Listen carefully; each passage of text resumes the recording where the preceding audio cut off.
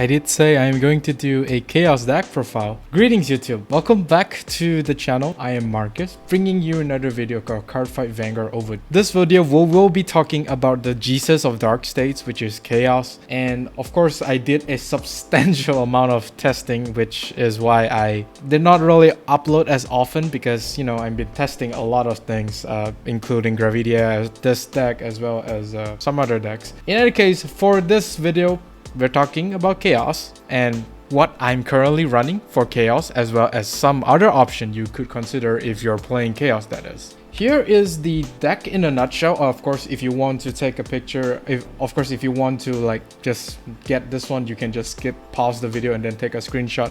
Everything is there. Even the amount is there. I mean, you might not be able to look at the different card arts that they might have. I mean, it's basically just two of some. You can always pause the video and of course take the picture of the overall deck. The whole deck actually revolves around you having 13 different cards in the soul to therefore activate your full board plus 10k, which is really disgusting in the mid to late game. And this deck could also dish out 4 to 5 attacks, depends on if you have 8 or more different card names in the soul at the minimum. And since of course we do need to have different cards in the soul, which means that most of the cards we're gonna run at 2/2/2, meaning that we basically need the different card names. That's basically it. And of course for this video we will be going through each and every card that is in this deck, as well as what are the thought process that I have regarding all of these cards and why some are at 4, some are at 3, some are at 2. Of course, for you yourself, you can adjust the quantities of them. It's up to you. It's a personal preference, but this is how I run the deck. So of course, the right line is of course the grade 0, 1, 2, and 3 Chaos. There's not really other stuff to be run for Chaos because, you know, Chaos. Once again, it's focused around Soul Charge with different card names. So if you go onto your grade 3, meaning that you will have at least 3 different cards named in the soul: the grade 0, the grade 1, and the grade 2. You only need another 5, which the right line actually does provides you with potentially 4 other cards, but it actually depends on what you check in the top deck as well as Soul Charge. You are able to superior call cards from the soul by some other cards. For example, the grade 1 Steam Maiden Bahni. I mean, that's basically it. That's basically the only card that could basically call stuff up, but you could still basically exchange cards from your hand to your soul. But then I didn't run those in the deck at this point because I don't find them quite useful as of yet. But of course you could run them. It's basically up to you. It's not like a one-way street to run this deck. It's basically up to you. Hopefully by grade 2, when you ride on top of the grade 1 Chaos, you're able to check at least one normal unit, because if you don't check into a normal unit, you're basically just put those triggers back to the bottom deck, or order cards, because we do run like 3 order cards in this deck. All of them is going to the bottom deck and you will never see them again until you deck out. That's basically it, which is kind of sad at the moment, but then it's still fine. You only need like at least 1 is very enough. If you get 2, that's even better. Your consistency just shot up really high. If you get like no normal units, then you're gonna suffer a little bit, just a little bit. And of course, since we do know from grade 3 right to the grade 2 Chaos, you actually pluses no matter what you soul charge. If you soul charge a normal unit, you can choose anything from the soul to call them out. You soul charge a trigger unit, you get to draw 1. So you actually does plus quite a lot. Of course, you can choose not to superior call from the soul if you do soul charge a normal unit. That's basically up to you. But most of the time, depends on what I soul charge. If I soul charge, for example, a Gungnram or a Brainwash Swirler, of course, I will be calling that card out because you get another soul, so which is not too bad. And of course, the whole point of this deck in you getting the 13 different cards soul is basically full board power up. As we all know, when Chaos attack, he's just giving the full board the 10k, which includes the booster behind your grade 3 Chaos Vanguard, which is sometimes can be really disgusting. Together with the booster, if you achieve the 13k and Persona right, Chaos himself will be attacking for 41k, which is not small number. It's decent, but just that they're all hitting like 1 critical. But I guess of course we can't really be choosers, otherwise it will be too broken at this point. The one main problem that I have with Chaos is that it's actually very weak defensively, because similar to Barrel Magnus, where you have to like throw down most of your hands just to soul charge, I sometimes even have 2 cards when I go into battle phase for Chaos skill, so you already can know how defensively weak Chaos is. And with the 2 cards left, it's just only soul charge up until 8 because, you know, the consistency in you getting similar units is actually quite high because as you have seen from the deck list, there are some cards I'm running at 4, 3 as well as 4. But then again, it's still perfectly fine. At this point, Kheios does not have a lot of support to basically be one of the top decks. I don't think Kheios is in the top deck. He's not going to be very competitive. He's more like a fun deck, in my opinion, that is. Of course, if you want to main this deck, feel free. But at this point in time, you're gonna feel weaker than some other Ridelines out there. For triggers, of course, we have the 4 heal, 6 critical, 3 draw, 2 fronts, and 1 over trigger. Now, as you have seen from the deck profile, some of the triggers, although they are the same trigger, but they are different card names. So the different name trigger actually does increase your consistency into achieving the 13 soul. I would actually prefer to run 8 critical instead of the 2 fronts, but then again, we don't really like have the 4th type of critical, so I guess 6 is still fine. The 2 fronts actually does help, although you could make an argument you could still play 8 crits. You just increase like 1 of the usual crits, but then again, if you do that, it's your consistency does drop slightly little, and that little drop in consistency actually matters quite a lot. So I guess 2 fronts is fine. It's a 20k and it gives the 10k to the front row.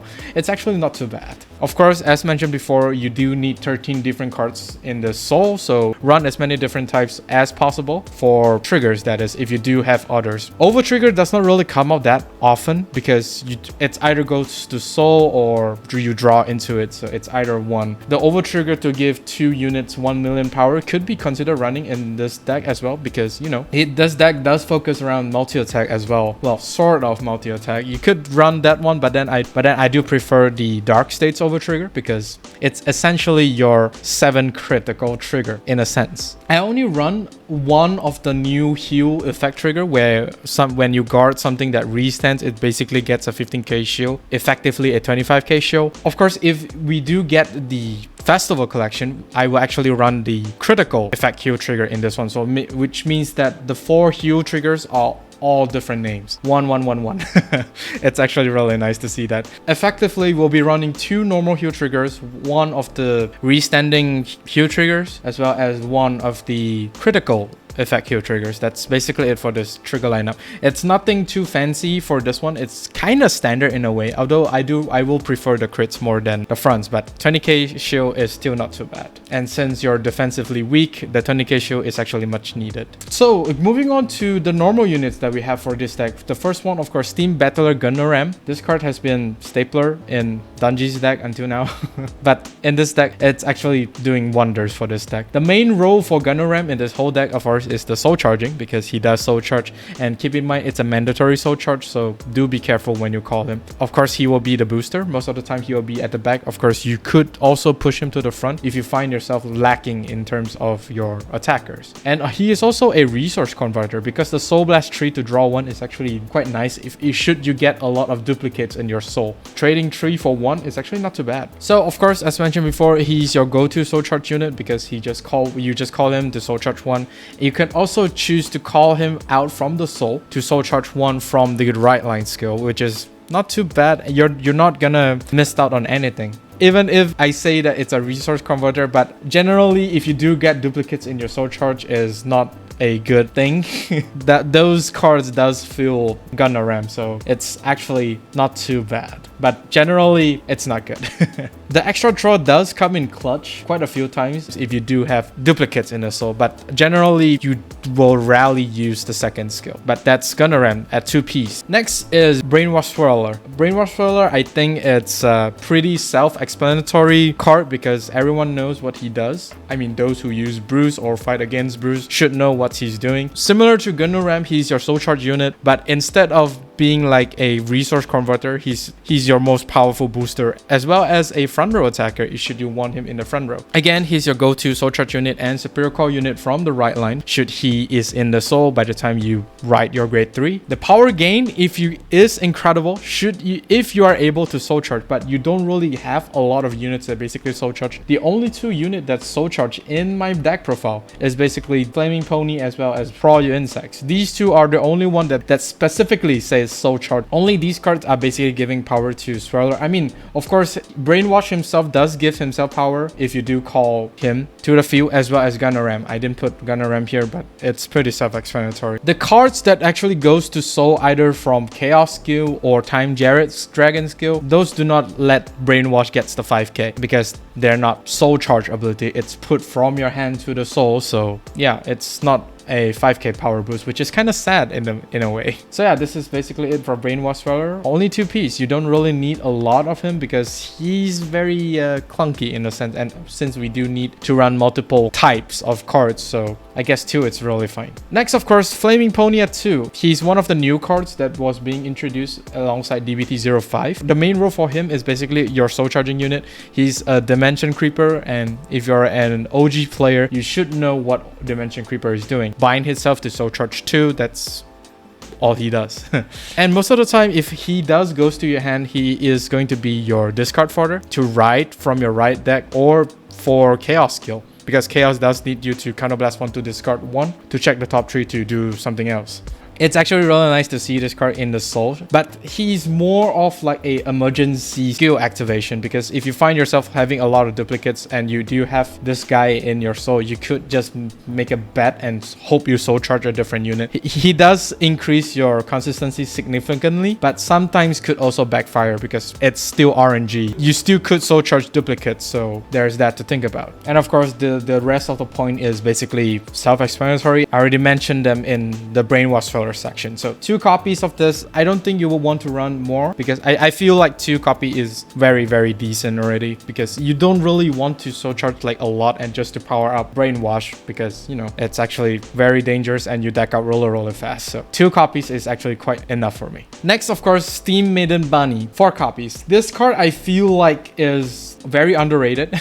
She does not do anything in the early to mid game because, you know, she is technically a -1 from the soul. Her main role in this deck is of course going to be your Superior Caller. She is the only one that could Superior Call something from the soul if you have 8 or more different card names. And of course, if you have 10 or more different card names, you could call anything from the soul. So that's it. But keep in mind, she does not replenish that soul count, so it's technically a -1. So she is basically your main way of recalling Mikani from the soul. And of course, as we all know, Mikani does goes to the soul after you use his skill. So in order to recycle that, Bahni is there to help you with getting Mikani back from the soul. However, of course, depending on your hand as well as the situation you're in, you could consider calling other units. For example, you did see Deryck in the deck profile. You could call that card, or you can call, I don't know, maybe some other grade 2s or grade 3s. And of course, if you do need the extra soul, you can always just call Brainwash or Gungnram to soul charge 1. It's actually not too bad. However, since her usage is basically mid to late game, if you do draw into her like very early on, you could basically just discard her to ride from the right deck. It's not too bad, and hopefully you do get to draw her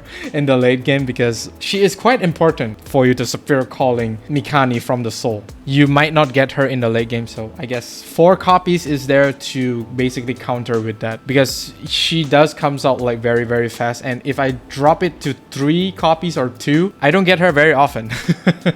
Which is very sad, but 4 copies is where I'm very comfortable at. Of course, you could adjust the quantity based on your own personal preference. And of course, 4 PGs, I guess it's pretty much the standard for Vanguard nowadays. Although you could consider running like 1 or 2 copies of the normal PGs if you do have them in your binder or something. By running the normal PG is actually not too bad to put this card into the soul, since they're both different card names and therefore increase your consistency. Next, for the grade 2s, we have run 2 copies of Selfish Engraver. Now, Selfish Engraver here is basically for you to soul charge, because whenever she attack hits either the Vanguard or the rear guard, she'll get to soul charge 1, which is very important for your consistency in getting the 13 cards in the soul. And of course, it does kind of force your opponent to guard should they want to like prevent you from soul charging any more cards into your soul, which is quite nice. The CC part is actually nice, the counter charge, but you're most likely gonna wait until turn 4 because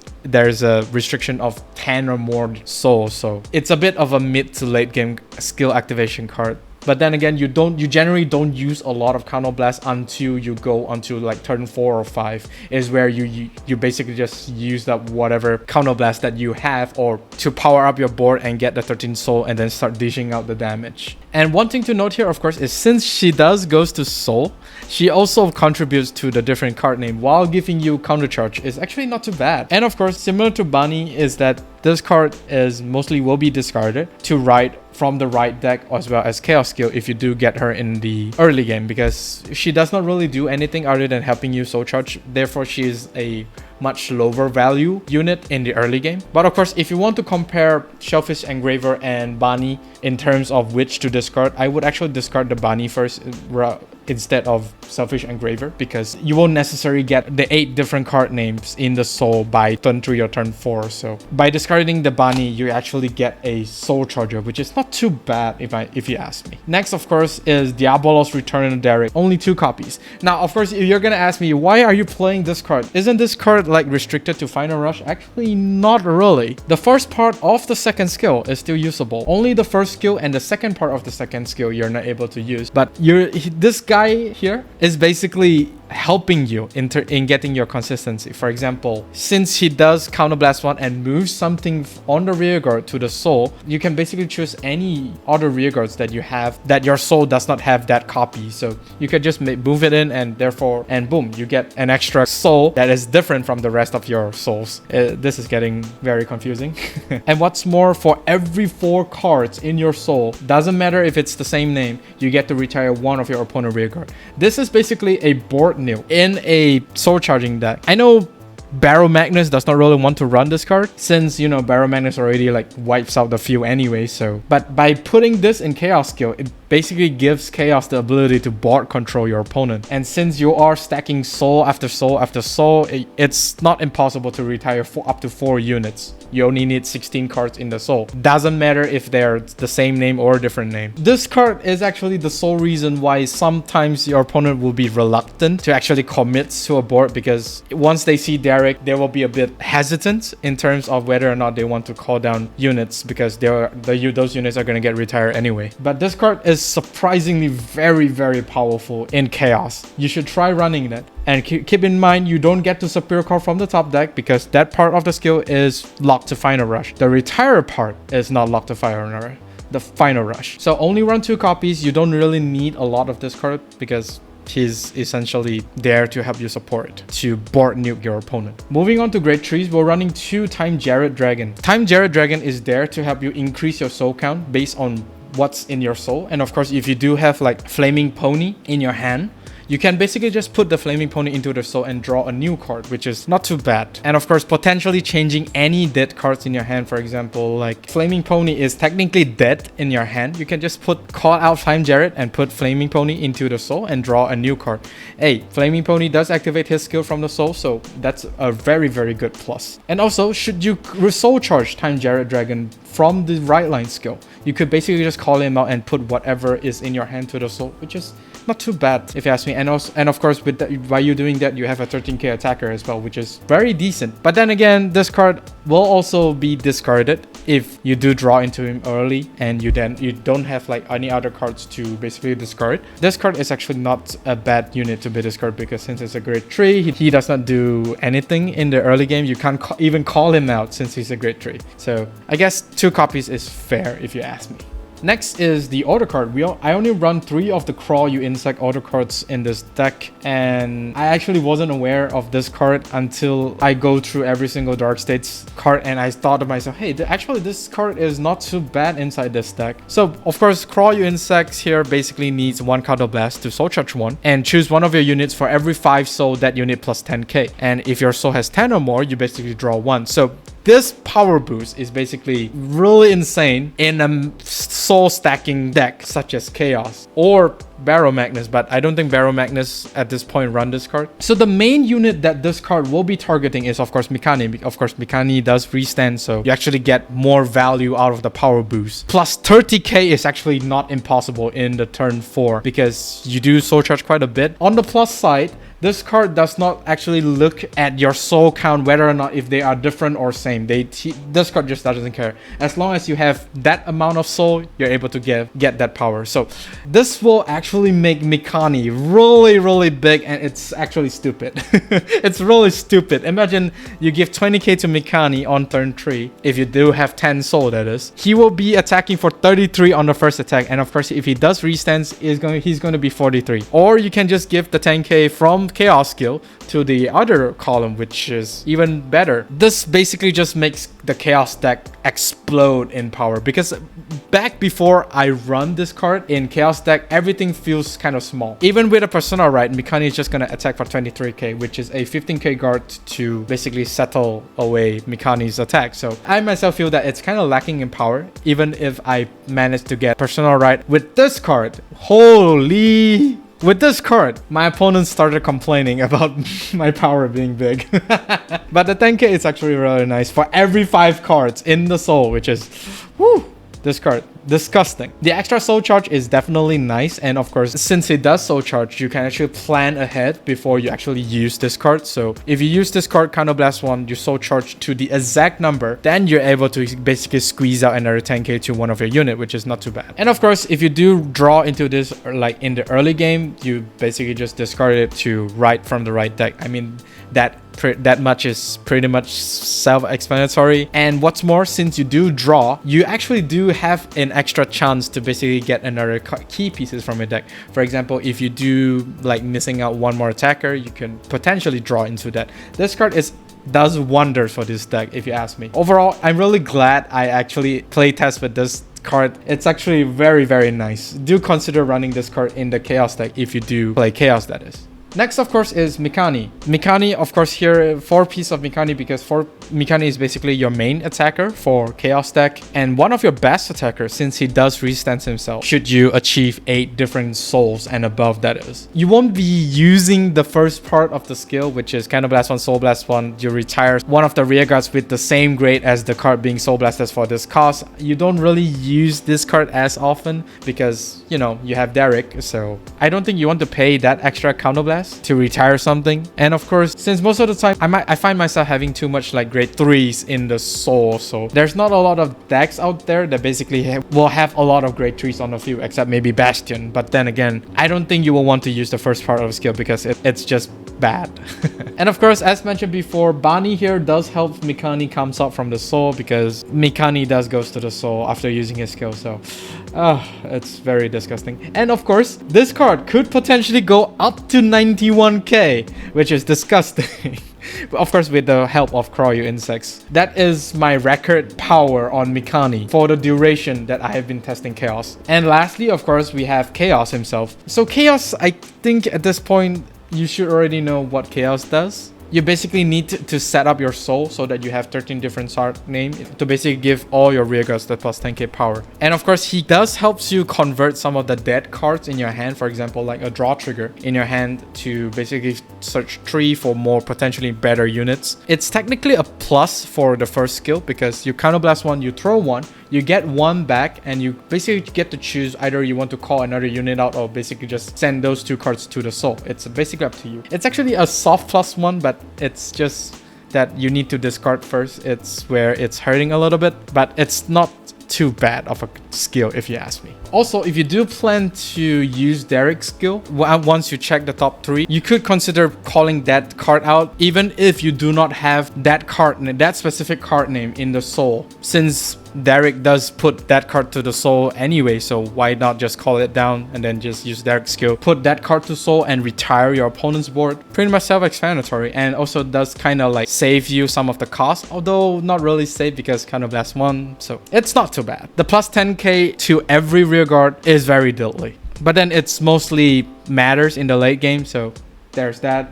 But then again, not too bad of a card if you ask me. So some other options that you could run with this deck, the first one of course is going to be Pandemonium Tactics. I don't run Pandemonium Tactics because I find it less useful, although it does soul charge 4, which will increase your chaos skill consistently But then again, most of the time during your third turn, which is your first grade 3 turn, you don't really have enough counterblast to use. Almost everything in this deck costs counterblast. So if you want to play Pandemonium Tactics, yes, please go ahead and do that. You won't hurt my feelings. But I don't really like Pandemonium in this deck for some reason. Next one, of course, is these two cards. I put these two together because they basically are the same. Because they basically are kind of the same and different at the same time. Because these two cards are basically helps you like edit out some of your duplicates in the soul to get something better. And what's more, both of these does actually give power either to the front row or themselves. It's actually not too bad. But I don't really run these two because I find them very late game, because by the time you proceed to that late game, either you don't really have like very good cards to be put into the soul or discard. So I don't think these two cards should be run. But of course, I understand if you want to run these two. Next, of course, is Ashurdar. Ashurdar does goes to the soul by himself should you guard him. But when I run this card, it feels like he's in the way instead of like goes to the soul or something, because I would rather have another attacker rather than just a defender. Although he is kind of a neat tech in because he does goes to the soul, which is not too bad. Plus he's a 10k shield. Next, of course, is your soul charge unit, which is Indicate, Arrow Dragon, Ink Speller, as well as Amazement Magician. All these three could be considered since they do soul charge and they're basically free. But I think there are other better cards to be run than other than these three, because these three are just feels like they clogged up the field a bit, because you don't really want these three on the field. And of course, do let me know what do you think after you're running these cards in your deck. And that is all for the video. Do let me know down in the comment section on how would you run your Chaos deck. Is it going to be similar to mine, or do you perhaps have another card in mind that I did not cover in this deck profile? Do let me know down in the comment section. Do like and subscribe if you like this video, and of course do ring the bell notification icon so that you don't miss a video I upload. With that being said, I'll see you all on the field.